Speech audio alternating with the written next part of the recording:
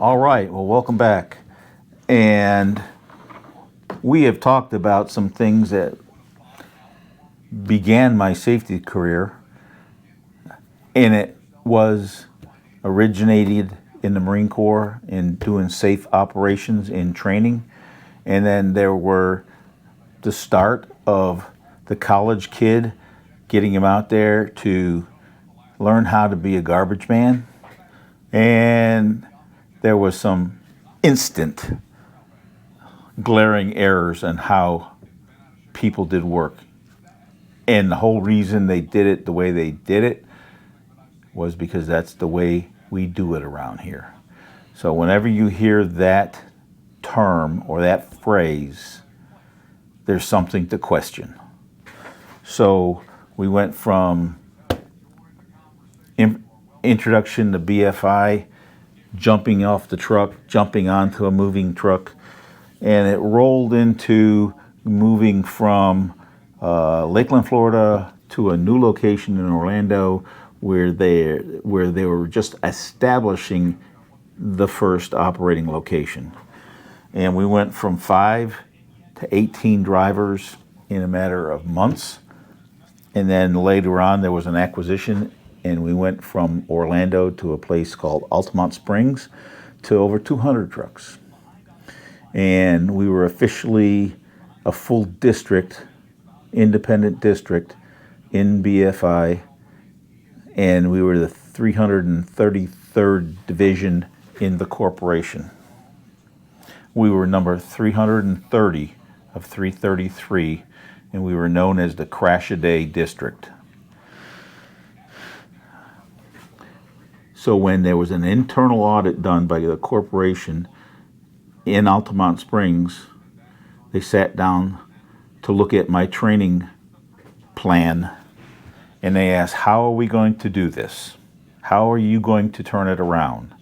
And I was anticipating a question like that, and I thought, well, let's start in the simplest form, and let's start correcting the most egregious methods of operations, of hiring, and training.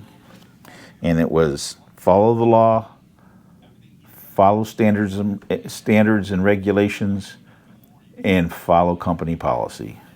And immediately I found out that if you have a policy that is perfect in every sense from the standpoint of being a policy, but not practiced in reality, then it's not a policy.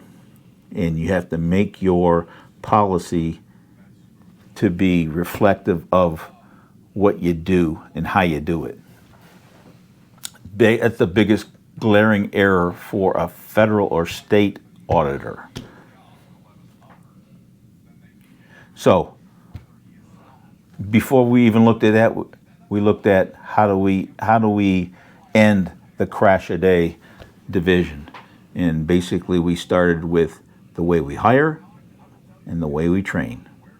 And we went to hiring people with good records instead of hiring people who had experience and had driven garbage trucks before.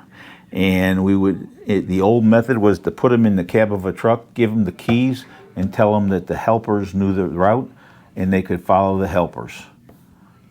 And then we got applications and drug screens and all that other stuff afterwards. Totally wrong.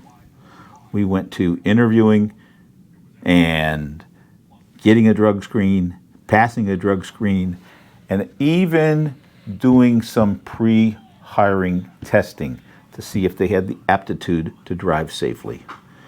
And we turned that 330 ranking into the number 3 ranking in a year and a half. No injuries, which will lead to another quite entertaining story later on how we stopped having injuries. And we brought in some very effective physical therapists to exercise with the drivers.